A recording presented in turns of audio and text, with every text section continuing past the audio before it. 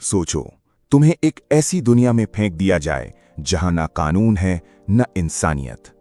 कहानी की शुरुआत में हमें एक बीहड़ खौफनाक रेगिस्तान दिखाया जाता है। एक ऐसी जगह जहां जिंदगी और मौत के बीच बस एक पतली सी लकीर है। यहां ऐसे लोगों को भेज दिया जाता है जो आम समाज के लिए या तो बेकार हो चुके होते हैं या फिर इतने खतरनाक कि उन्हें आम इंसानों के बीच रखना मुमकिन नहीं होता। इस रेगिस्तान के एक तरफ है कंफर्ट जोन, जहां खाने पीने, रहने और पहनने की हर सुविधा मौजूद है। लेकिन इस चमक दमक के पीछे छुपे हैं ऐसे राज जो किसी जहन्नुम से कम नहीं। और दूसरी तरफ है वे लोग जो भूख और मजबूरी के चलते नरभक्षी बन चुके हैं। इनके पास न खाने को कुछ है न पीने के लिए पानी, इसीलिए जो भी इन्हें मिलता है उसे मारकर खा जाते हैं, फिर चाहे वो इंसान ही क्यों ना हो। इसी बीहड़ रेगिस्तान में आज एक लड़की को छोड़ दिया जाता है जिसका नाम है आर्लिन, और यहीं से शुरू होती है ये खौफनाक कहानी। आर्लिन को यहां छोड़ने के लिए दो पुलिस ऑफिसर आते हैं, क्योंकि आर्लिन ने कुछ ऐसे अपराध किए हैं जिनकी कोई सजा तय नहीं की जा सकती। इसीलिए अब उसे अपनी बची हुई जिंदगी इसी दीवार के उस पार बितानी होगी। इसके बाद उसके साथ जो कुछ भी होगा उसकी कोई जिम्मेदारी अमेरिकन सरकार नहीं लेती। ये बात वहां लगे बोर्ड पर साफ लिखा होता है। अब आर्लिन पूरी तरह से खुद के भरोसे है।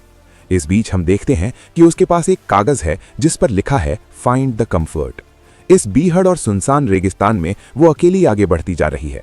दूर दूर तक कोई दिखाई नहीं देता, लेकिन फिर भी वो इसी उम्मीद में चलती रहती है। कुछ देर बाद उसे सामने एक क्रैश हुई कार दिखाई देती है। वो उसके अंदर थोड़ी देर आराम करने का फैसला करती है। तब उसकी आंख लग जाती है, उसे खुद भी पता नहीं चलता। अचानक किसी के आने की आवाज से उसकी नींद खुल जाती है। वो देखती है कि कुछ अनजान लोग हाथों में हथियार लिए उसकी तरफ बढ़ रहे हैं। उनके चेहरों पर हैवानियत साफ झलक रही होती है। आर्लिन भागने की कोशिश करती है, लेकिन अब बहुत देर हो चुकी होती है। वे लोग उसे पकड़ लेते हैं और मारकर बेहोश कर देते हैं। जब आर्लिन को होश आता है तो वो खुद को हाथ पैर बंधा हुआ पाती है। आसपास देखने पर पता चलता है कि उसे एक क्रैश हुए प्लेन के अंदर कैद करके रखा गया है।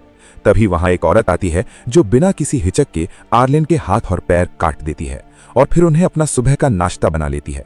जी हां, आपने बिल्कुल सही सुना, सुबह का नाश्ता, क्योंकि यही वे लोग हैं जिनके बारे में हमने शुरुआत में बात की थी, नरभक्षी। असहनीय दर्द के कारण आर्लिन वहीं बेहोश हो जाती है, लेकिन किसी को उसकी जरा भी परवाह नहीं होती। इसके बाद हम इस पूरे नरभक्षी परिवार को देखते हैं जो संख्या में काफी बड़ा है। ये लोग अपनी फिटनेस का बहुत ध्यान रखते हैं, लेकिन साथ ही इन्होंने कुछ इंसानों को कैद करके भी रखा हुआ है ताकि इनके खाने में कभी कोई कमी ना पड़े। इसी बीच हम अपने दूसरे किरदार जसन को देखते हैं जो इसी नरभक्षी ग्रुप का हिस्सा है। जसन का एक छोटा सा परिवार भी है जिसके साथ आगे चलकर बहुत कुछ गलत होने वाला है। अब कहानी का रुख जाती है कंफर्ट जोन की ओर। यहाँ की जिंदगी बिल्कुल उल्टी है। यहाँ हर तरह की सुविधाएं मौजूद हैं, खाने के लिए भरपूर खाना, पीने के लिए साफ पानी, कुल मिलाकर यहाँ किसी चीज की कमी नहीं है। इधर आर्लिन नोटिस करती है कि उसे एक काल कोठरी जैसी जगह में बंद करके रखा गया है, जो शायद इन लोगों का स्टोर रूम है। तभी उसे ऊपर से किसी की दिल दहला देने वाली चीख सुनाई देती है। उस आवाज को सुनकर वो डर के मारे अपने पूरे शरीर पर अपना ही वेस्ट लपेट लेती है। अगले दिन वही लेडी उसे लेने के लिए आती है। आर्लिन के शरीर पर लगी गंदगी देखकर वो घिन से भर जाती है और तुरंत पीछे हट जाती है, लेकिन खाना तो इन्हें खाना ही है, इसीलिए वो पानी लेने चली जाती है। इसी दौरान आर्लिन वहां पड़ी एक लोहे की रॉड चुपचाप अपने पास छुपा लेती है। जैसे ही वो लेडी वापस आती है, आर्लिन उस पर जोरदार हमला करती है और उसे जान से मार देती है। उसे ऐसा करते हुए पास ही बंद एक कैदी देख लेता है, लेकिन वो कुछ बोल नहीं पाता क्योंकि इन लोगों ने उसकी जुबान उसी सुबह नाश्ते में खाली होती है।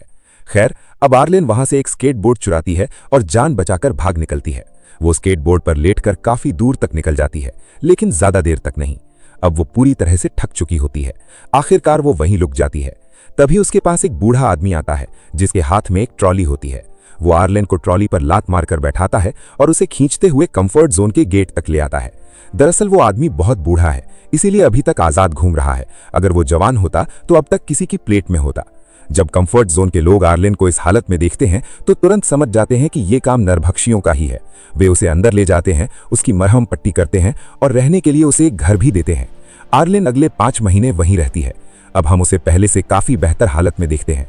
उसे एक प्लास्टिक की टांग भी मिल चुकी होती है और अब वो यहाँ सुकून की जिंदगी जी रही होती है। दूसरी ओर हम फिर से जसन के पास लौटते हैं। वो अपनी बेटी केट का एक स्केच बना रहा होता है क्योंकि वो एक अच्छा पेंटर है। तभी उसकी पत्नी आकर बताती है कि घर में खाना खत्म हो चुका है। जसन अपनी पेंटिंग छोड़ता है और पास ही बंद एक लड़की के पास जाता है जिसे उसने बांध रखा होता है, क्योंकि आज वही लड़की उसके परिवार का खाना बनने वाली होती है। हालांकि वो लड़की उसके सामने हाथ पैर जोड़ती रहती है, लेकिन जसन के दिल में जरा भी रहम नहीं होता। वो एक ही झटके में उसका सिर धड़ से अलग कर देता है और फिर उसके शरीर के छोटे छोटे टुकड़े कर देता है। दूसरी ओर एक सुबह हम आर्लेन को देखते हैं। वो अंदर से पूरी तरह टूट चुकी होती है। जब जब वो आईने में खुद को देखती है, उसे अपनी कोई ना कोई कमी साफ नजर आती है। उसके कटे हुए हाथ और पैर उसे हर पल उस दर्द की याद दिलाते रहते हैं। अब वो किसी भी हाल में उन नरभक्षियों से बदला लेना चाहती है।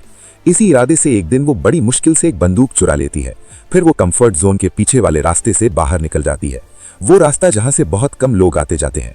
उधर हम जसन की पत्नी शेलन और उसकी बेटी केट को देखते हैं। दोनों जरूरी सामान ढूंढने के लिए बाहर निकली होती हैं, इस उम्मीद में कि कुछ काम की चीज मिल जाए। कुछ ही देर बाद आर्लेन की नजर उन दोनों पर पड़ जाती है।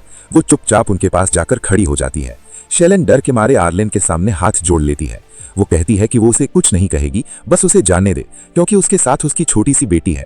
लेकिन जैसे ही आर्लेन को पता चलता है कि शेलन एक नरभक्षी है, उसका गुस्सा फूट पड़ता है। आर्लेन कहती है, मैंने भी तुम लोगों से अपनी जान की भीख मांगी थी, लेकिन तुमने मेरे हाथ और पैर काट लिए थे। और बिना एक पल की देरी किए वो शेलन को वहीं गोली मार देती है। केट कुछ समझ ही नहीं पाती कि उसकी मां के साथ अचानक क्या हो गया। वो बस सन्न रह जाती है। आर्लेन की नजर उस बच्ची पर पड़ती है। उसे उस पर तरस आ जाता है। वो केट को मारती नहीं, बल्कि उसे अपने साथ कंफर्ट जोन वापस ले आती है। रास्ते में उन दोनों को वही बूढ़ा आदमी देख लेता है। वहां केट को एक खरगोश पसंद आ जाता है। आर्लेन उसे खरीद देती है और फिर केट को अपने घर ले जाती है। आर्लेन का मन किसी भी हाल में उस बच्ची को चोट पहुंचाने का नहीं होता, क्योंकि वो जानती है इस सब में केट की कोई गलती नहीं है। दूसरी ओर काफी देर इंतजार करने के बाद जसन घर से बाहर निकलता है। उसकी पत्नी और बेटी अभी तक वापस नहीं आई होती। वो उन्हें ढूंढता हुआ इधर उधर भटकता है। तभी उसकी नजर एक कूड़ेदान पर पड़ती है, जहां उसकी पत्नी की लाश पड़ी होती है और कौवे उसे नोच नोच कर खा रहे होते हैं। ये नजारा देखते ही जसन समझ जाता है कि ये किसी ऐसे गिरोह का काम है जो बच्चियों की सप्लाई करता है। तभी उसकी नजर उसी बूढ़े आदमी पर पड़ती है। जसन उसके पास जाता है, अपनी बेटी केट की तस्वीर दिखाता है और पूछता है कि क्या उसने इसे देखा है। बूढ़ा आदमी जवाब देता है, हाँ, लेकिन एक शर्त पर। जसन पूछता है, क्या शर्त? बूढ़ा आदमी कहता है, तुम्हें भी मेरे जैसा ही एक स्केच बनाना होगा, तभी मैं बताऊंगा कि तुम्हारी बेटी कहाँ है। ये सुनकर जसन का गुस्सा 7वें आसमान पर पहुंच जाता है, लेकिन वो बेबस होता है। वो वहीं बैठकर बूढ़े आदमी का स्केच बना देता है। इसके बाद बूढ़ा आदमी उसी कागज पर एक शब्द लिख देता है, कंफर्ट जोन। ये देखते ही जसन समझ जाता है कि उसकी बेटी कहाँ है। और इधर आर्लेन केट को लेकर एक क्लब में जाती है। उसी समय कंफर्ट जोन के सबसे अमीर आदमी की एक बड़ी पार्टी चल रही होती है। इस पार्टी का मालिक है जॉन। जॉन असल में पूरे इलाके में पाउडर की सप्लाई करता है। पाउडर से आप समझ ही गए होंगे कि मैं किस चीज की बात कर रहा हूं। उसी से एक टैबलेट बनती है, जिसे खाने के बाद इंसान एक अलग ही दुनिया में पहुंच जाता है। आर्लेन भी वही टैबलेट ले लेती है। इसी दौरान हम केट को देखते हैं। उसके हाथ से उसका रैबिट छूट जाता है और उसे पकड़ने के लिए वो उसके पीछे पीछे चली जाती है। तभी उसके सामने जॉन आ जाता है। वो केट को देख लेता है और उसे अपने साथ अंदर ले जाता है। दरअसल जॉन इस पूरे इलाके का मेयर भी होता है, इसीलिए वहां मौजूद कोई भी इंसान उसे रोकने की हिम्मत नहीं करता। उधर आर्लीन पर उस पाउडर का असर शुरू हो चुका होता है। उसके आसपास की दुनिया उसे बेहद खूबसूरत लगने लगती है, लेकिन फिर भी वो केट को ढूंढती रहती है। होश पूरी तरह से खो चुकी आर्लीन उसे ढूंढते ढूंढते पार्टी से बाहर निकल जाती है। चलते चलते वो इतनी दूर निकल जाती है कि उसे खुद भी एहसास नहीं होता। उसे ये तक पता नहीं चलता कि उसके बिल्कुल पास जेसन खड़ा है। जब अगली सुबह उसकी आंख खुलती है तो वो देखती है कि उसके सामने जेसन खड़ा है। जेसन के हाथ में आर्लीन का आर्टिफिशियल पैर होता है, जिसके बिना वो चल भी नहीं सकती। इसी बीच जेसन उसे अपनी बेटी केट का स्केच दिखाता है और पूछता है कि क्या उसने इस बच्ची को कहीं देखा है।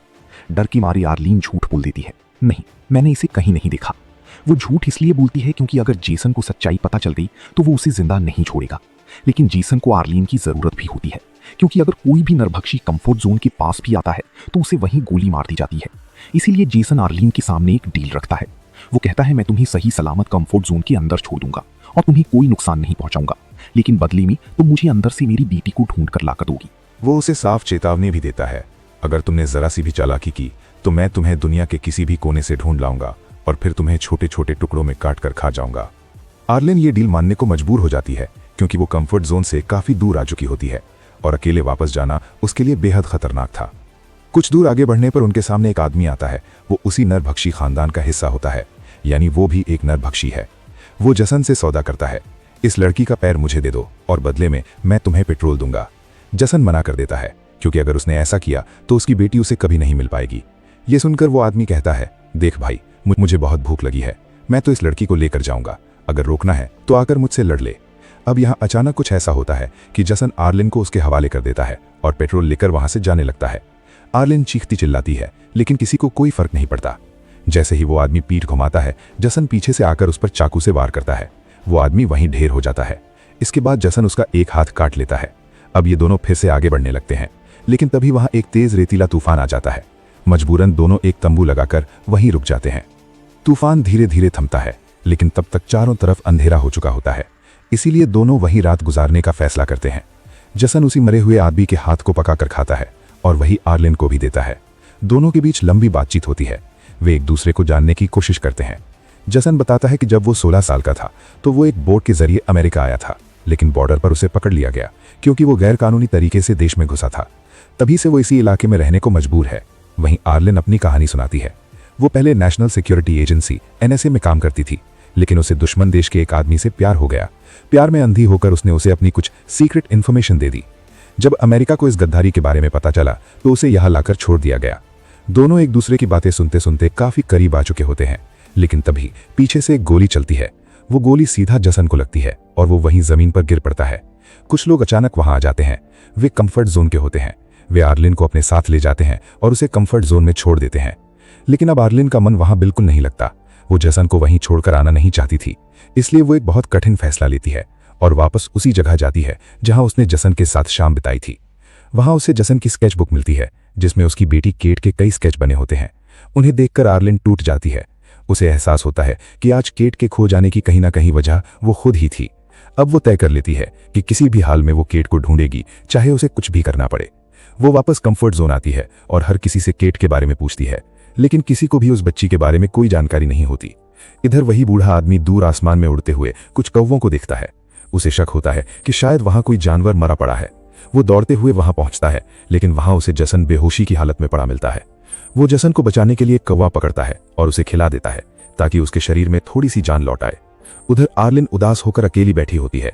उसे समझ नहीं आ रहा होता कि अब आगे क्या करे। तभी उसकी नजर जॉन के पैलेस पर पड़ती है।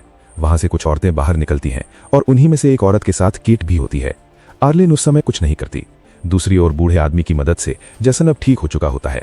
वो उसका शुक्रिया अदा करता है और फिर अपनी बेटी को ढूंढने के लिए वहां से निकल पड़ता है। यहाँ आर्लिन उस पैलेस में पहुंचती है जहां कई सारी औरतें काम कर रही होती हैं। वे सभी उस पाउडर को छोटे छोटे पैकेट्स में भर रही होती हैं। ये सब देखकर आर्लिन उनसे गुजारिश करती है कि उसे भी यहाँ काम पर रख लिया जाए। यहीं हमें पता चलता है कि जॉन ने केट को अडॉप्ट कर लिया होता है, क्योंकि उसकी अपनी कोई औलाद नहीं होती। इसी वजह से वो आर्लिन को भी काम पर रख लेता है।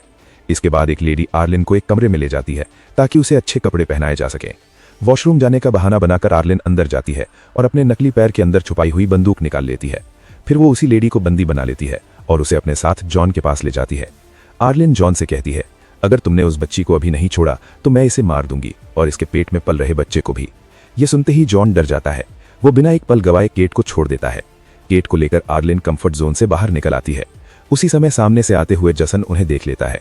अपनी बेटी को जिंदा देखकर जसन की खुशी का ठिकाना नहीं रहता, लेकिन तभी आर्लिन उससे गुजारिश करती है कि वो भी उसे अपने साथ ले चले। ये सुनते ही जसन भड़क जाता है। वो कहता है, हम लोग नरभक्षी हैं, तुम किसी भी वक्त किसी का शिकार बन सकती हो। लेकिन आर्लिन मना कर देती है। वो कहती है कि वो जसन को पसंद करने लगी है, वो बस उसके साथ रहना चाहती है। इसी बीच केट अपने पिता से कहती है कि उसे बहुत भूख लगी है। मजबूरी में वो केट के उसी खरगोश को पका देता है और उसे खिला देता है। ये देखकर आर्लिन की आंखों से आंसू बहने लगते हैं। लेकिन दोस्तों, यही इस दुनिया की हकीकत है होते हैं, लेकिन कब तक ये उन्हें खुद भी नहीं पता, क्योंकि यहाँ कब कौन किसका खाना बन जाए कोई नहीं जानता। और इसी के साथ ये कहानी यहीं खत्म हो जाती है। दोस्तों, अगर आपको ऐसी इंटरेस्टिंग मूवीज पसंद है जहां एंडिंग के बाद भी दिमाग सोचता रहे, तो चैनल को सब्सक्राइब करना मत भूलना और अगली स्टोरी किस फिल्म की चाहिए कमेंट में जरूर बताना।